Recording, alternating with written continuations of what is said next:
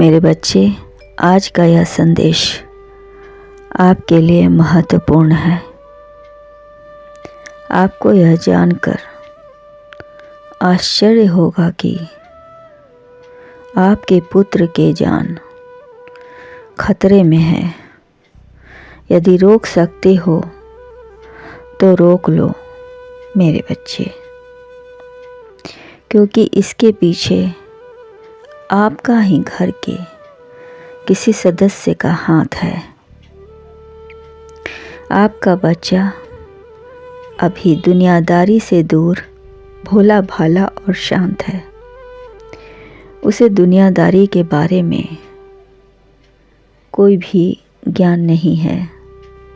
वह ऊपर से जितना कठोर दिखता है, अंदर से उतना ही कोमल है मेरे बच्चे।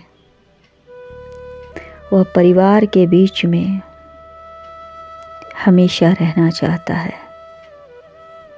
उसे धन से ज़्यादा परिवार प्रिय है, परंतु जीने के लिए, आवश्यकता के लिए धन भी आवश्यक है। और इसी धन को हासिल करने के लिए मेरे बच्चे, आपके घर के सदस्य आपके लिए, आपके पुत्र के लिए जान बुन रहे हैं। मुझे पता है कि आप थोड़ा अज्ञानी हो। आप इतना प्रॉपर्टी आपके पिता ने आपके पुत्र के लिए छोड़ कर गए हैं। किसी संभालने का उसे ज्ञान आपको तनिक भी नहीं है।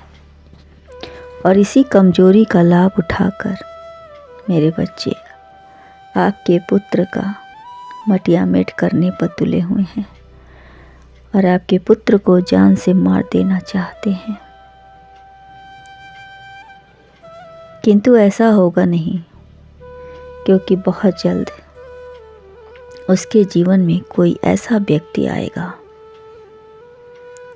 जो उसकी अज्ञानता को दूर करेगा और समाज में सर उठाकर कैसे जिया जाता है वह उसकी शिक्षा देगा। मेरे बच्चे, डरो मत, क्योंकि डर के आगे ही तो जीत है। दुनिया आपको डराएगी, तरह तरह के बातें बनाएगी, परंतु आपको अपने विवेक पर काबू रखना है और थोड़ा समय की प्रतीक्षा करना है। देखना, धीरे धीरे सब सही हो जाएगा और तुम्हारी अज्ञानता भी दूर होगी। यह जो घर का सदस्य है, यह आपको पूरी तरह से बर्बाद कर देना चाहता है और नहीं चाहता है कि आप इतने प्रॉपर्टी का मालिक बने। सब कुछ छीन लेना चाहता है।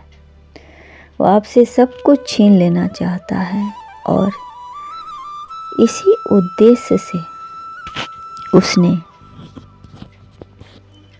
उसने पहले आपका भरोसा जीता, जिससे आप निश्चिंत हो सको। और जब आप निश्चिंत हो जाओगे तो उसके बाद वह काम करना शुरू करेगा जो कीमत पूरी तरह से ऐसा इंसान है जो हर वस्तु को दीमक की तरह खा जाता है। सही समय का भरोसा रखें खुद पर और अपने महादेव पर। मैं एक एक चीज़ को ठीक करूँगा मेरे बच्चे, चिंता ना करें।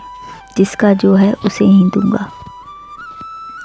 मेरे बच्चे, समय बहुत कम है और काम ज़्यादा करना है।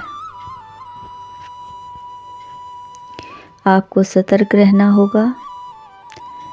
इनकार कैसे, तहजीस को जिन्होंने आपको पूरी तरह से नष्ट करने का फैसला कर लिया है, वह आपका अपना है। मेरे बच्चे, इनसे निपटने के लिए आपको तनाव रहित रहना होगा और इन समस्या का समाधान मुस्कुरा कर खोजना होगा। मुस्कुराना होगा, शांत रहना होगा, क्योंकि तनाव रहित मनुष्य पर लोगों की वाणी का महत्व बहुत जल्द बढ़ जाता है और उनके बुराई का प्रभाव को कम करने के लिए मेरे बच्चे, आपको मुस्कुराकर समाधान ढूंढना ही होगा। कौन आपका शत्रु है, यह भी तो प्रत्येक स्वरूप से दिखाई देने वाला है बहुत जल्द। मेरे बच्चे, हर परिस्थिति में मुस्कुराना सीखो, क्योंकि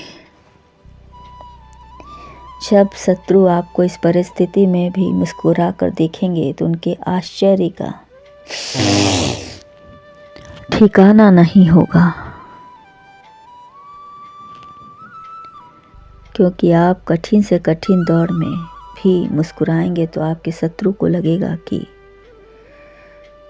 कहीं मैं फेल तो नहीं हो रहा हूँ अपने शादी, और इसी धोखे में वह कोई ना कोई गलतियाँ करेंगे और आपकी समस्या का समाधान वहीं से निकलेगा।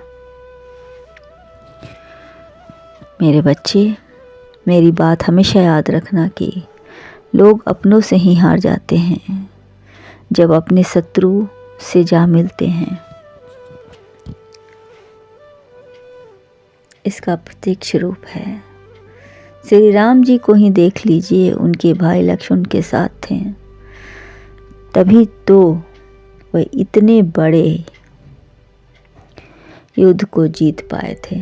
परंतु वहीं दूसरी तरफ रावण इतना ज्ञानी होते हुए भी हार गया, क्योंकि उसका भाई उसके साथ नहीं था, नहीं खड़ा था उसके पक्ष में। कोई भी इंसान तभी हारता है मेरे बच्चे, जब उसके परिवार का सदस्य घर का भेदी बन जाए और शत्रु से जाकर हाथ मिला ले तो हार हर हाल में निश्चित है। जो आपके पुत्र को बर्बाद कर देना चाहता है वो कोई और नहीं, आपका ही भाई है, आपका ही घर का सदस्य है मेरे बच्चे। न जाने कब से वह इस क्षण की प्रतीक्षा कर रहा था, परंतु आप निश्चिंत रहें, ऐसा नहीं होगा, क्योंकि मैं उसके खुशी का द्वार कभी नहीं खोलूँगा जब तक तुम मुझे ना कहो। खुश रहो मेरे बच्चे।